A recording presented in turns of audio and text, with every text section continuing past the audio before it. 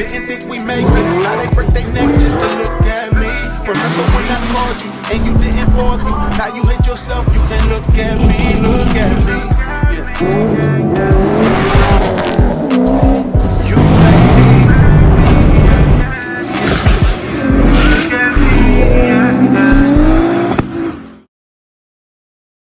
me. And what up, what up, what up? What's good with y'all? Alright, so what are we getting into today? Technically this is the same day that I just did the off-roading little video that you guys may or may not have seen when we took the freaking crawlers out.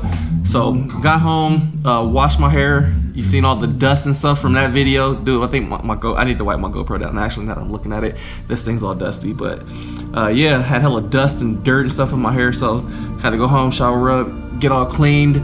But anywho, what are we getting into today or now? I know you guys have been wanting a LSA 350Z update. I've kind of been sneaking updates in between or in other videos, and I haven't gave you guys a full LSA update. I actually have some parts that need to go to the shops today, so I'm gonna gather these parts that I'm gonna be taking and dropping off tomorrow, and then I'm gonna give you guys an actual full update on this LSA conversion, because it hasn't been easy. I thought it was gonna be just kind of like a boom boom boom, adjust a little bit of the harness and done, but it turned out to be a bigger job than what I originally thought it was going to be. And there's only a handful of people that have done the LSA 350Z setup. I've only been able to find probably like 4 or so. I'm pretty sure there's more out there, but I found 4, and everybody that I've seen, they all run a cable. I think I'm the only person as of right now that I've found. I'm not trying to be like, oh, I'm the first person to do this, not at all. But I haven't been able to find anybody, because I've actually been looking to see, you know, get a look at somebody else's setup, to get some ideas, or probably contact somebody to kind of figure out how this goes. And I haven't been able to find anybody, so we've kind of been winging it and getting everything together. But instead of using the cable, I did continue to use my drive-by-wire setup. My car is tuned and everything for the drive-by-wire. My drive-by-wire setup works perfectly fine, so there was no need for me to do the cable. But yeah, I'm gonna give you guys a full update on that, and kind of like the things, what to look out for, the things that you guys may need to do, and where we having problem issues and all that. So yeah, let me gather these parts, and then we're gonna be out to my boy Mars.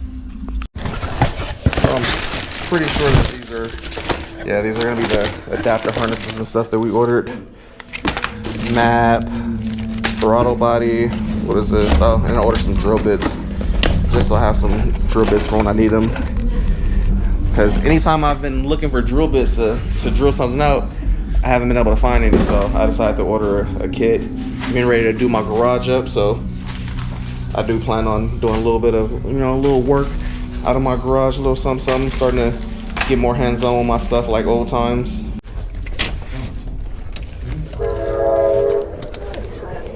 It's not hot. You tripping? Oh, never mind. Yeah, you tripping. We're taking 350? It's great, it's smacking. Gas in the Versa?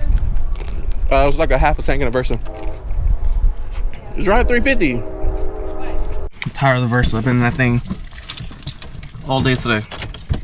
You haven't. You didn't even check. Why you eating my grapes? You got a whole counter of them. You don't come picking on mine.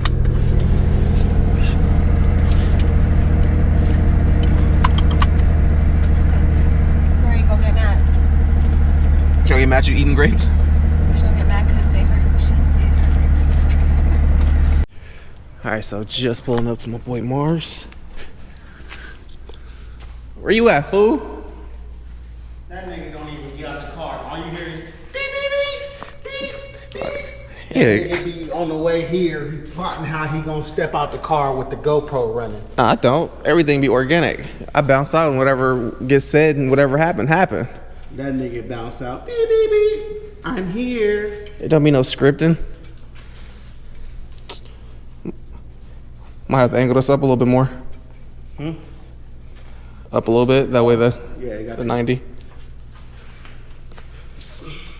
Still gotta make the brackets, huh? For the heat exchanger? Yep, that's gonna be the last thing I do. Fuck you over here zip tying, cuz. Zip tying these fucking hose right here. I'll put it in this strap right here. Yeah, so right now we're running the water lines for the supercharger coming out back from the ice tank. Show y'all that in a little bit. Almost there though. Pretty close. This one be a straight shot right here, and this will go straight right there. And then this one will go from that to that. Yeah. Here go those adapter harnesses too. Better check and make sure these are the ones. You see? Yeah, that's the one. Only thing that sucks is that motherfucker ain't that long. Yeah.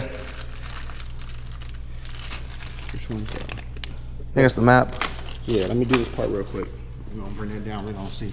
Mar working on the cooler lines. I don't know if y'all can see it, kind of right here. We got them coming through the trunk right there for the ice tank. The other plan was going to be to kind of see if we can fit them or run them down there. But what we ended up doing was instead ran them on the outside and actually ran them on the inside of the side skirt in here. So one line comes right over here through this little brace right here, comes up this way, and then runs alongside the side skirt up there. That way there's no really point where it can hit the ground or get scraped other than right here, but you can see this is covered and this doesn't scrape at all. Same thing on that side, so one goes on that side and the other one comes on that side, but they both run through the skirts. That was like the easiest way to do it. Other than that, everything else is flat or runs by like the exhaust or the axles or some stupid shit. So this is probably like the easiest and safest way we can route it. This is like temporary. Later we're probably gonna go back through it and do braided lines with AN fittings and stuff like that. But for now we just wanna get it all together and see how this works. And then from there, once we get everything dialed in, we'll go back and fix that. So you can see in here, he's securing the lines with the adding the rib nut right here. Then they're just gonna come through straight to the heat exchanger. We're still waiting for this fitting up here on the blower, so we need some 90s to come off. That way, line goes this way, another one goes that way. You good?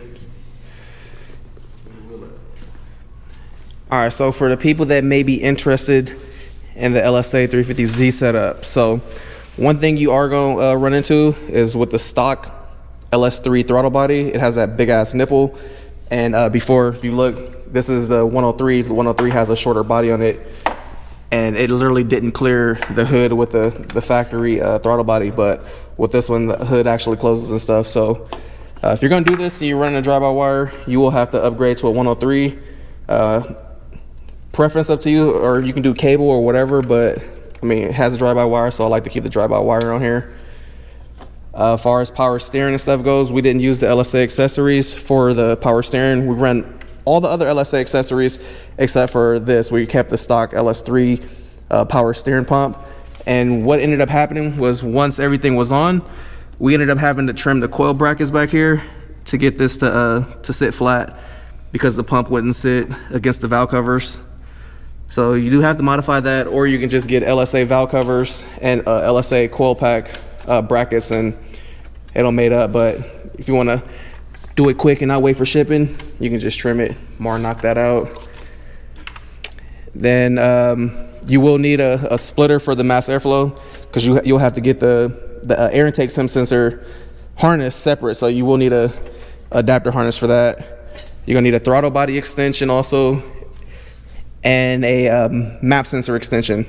So air intake temp sensor, map sensor, and a throttle body extension. Reaches, right? Yeah, I just twisted this hose around, so that's out the way. I'm gonna probably zip tie it right there, because to make sure that that shit don't touch that. I still don't know what the solenoid's for. I think that's for evap. I think just to evap purge. There's probably a delete for that. Then what else did we run into? We did move the fuel pressure regulator. We had it over here, but with the LSA, it was so much bigger. We just ran it directly behind the supercharger. Flex wheel sensors right here. Still needs to just be wired up. Other than that, it was pretty straightforward. Mar pinned the crank also. You will have to pin the crank. You can get like a what you call it, a A&A pin kit, like any like for a centrifugal or whatever, just a regular little pin kit, drill it. And what else? Fans and everything clear. I'm running a coil radiator. If you were running a factory 350Z radiator, it wouldn't work because the water neck sits like right in this area, so you'll kind of be effed on that. So I do run the coil V radiator. This thing worked phenomenal. Keeps the car cool when it was NA, and it also moves the water neck over there. And I combined this with some SPAL fans. These things flow more than enough CFMs to keep this thing cool. This car actually ran super cold when it was NA. It would be like 165 or so on the freeway, and we have a 160 thermostat in there. And then on hot days, sitting in traffic, the car never really got too hot. Still running the add W1, whatever fucking call this thing, catch can.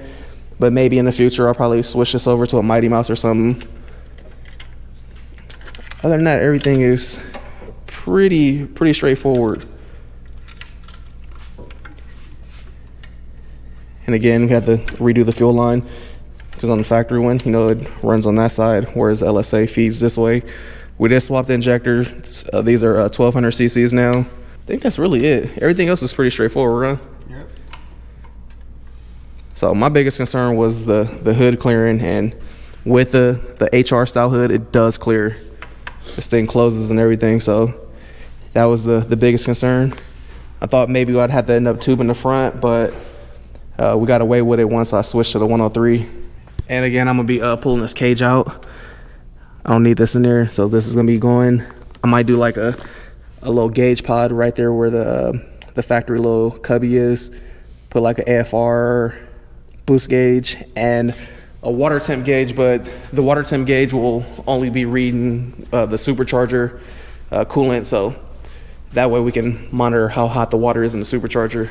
Because anything that I need to see on the motor, I could just plug my OBD2 scanner in, because this still runs the canvas setup, so the cam still works on here.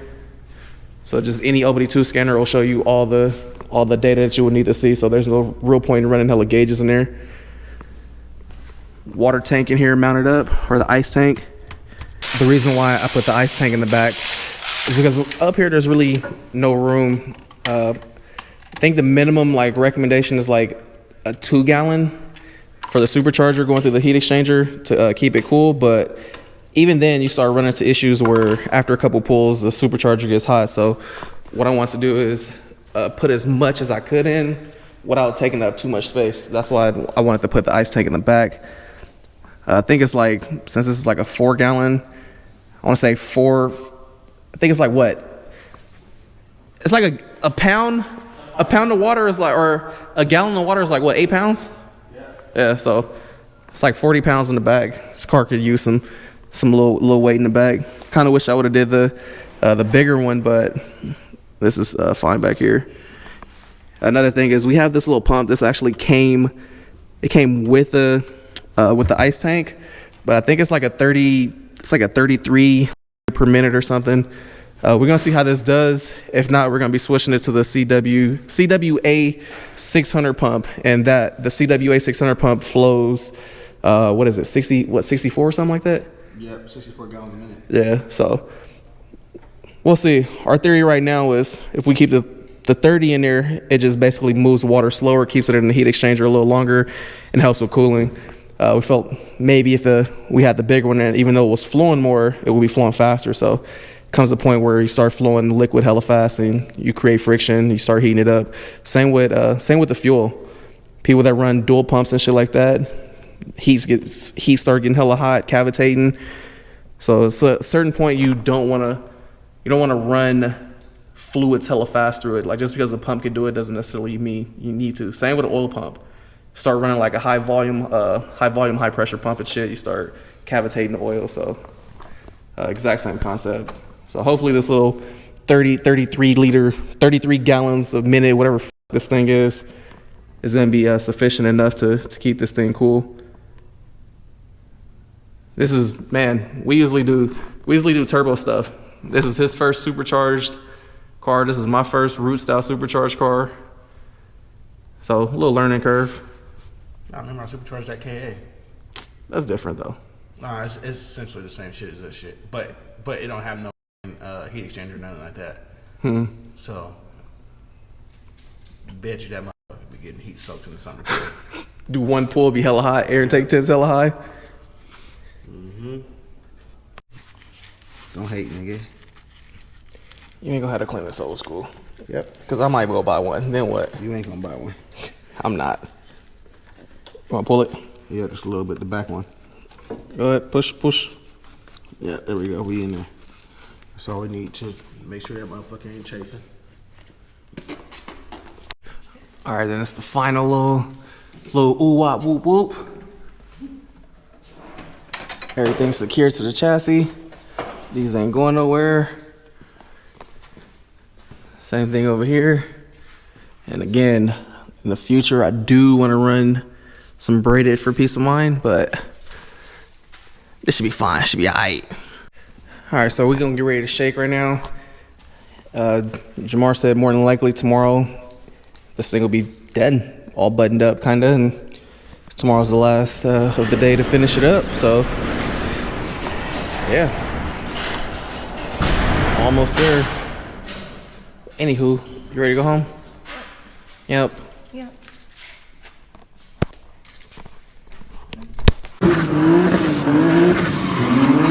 I've been going too crazy, these niggas too